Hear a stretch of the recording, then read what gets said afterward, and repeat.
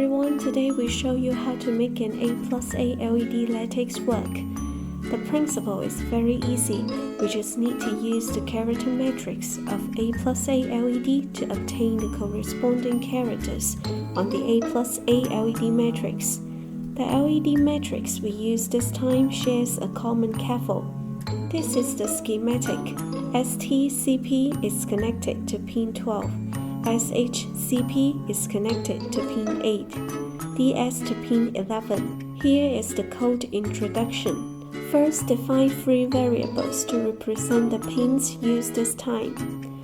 Then, the hexadecimal number obtained from the character matrix is then represented as an array. This array indicates which column is selected, the first to 8th columns.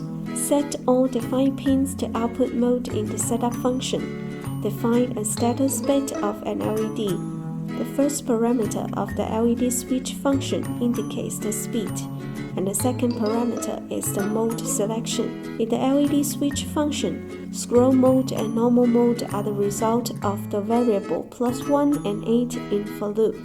The experimental results are as follows.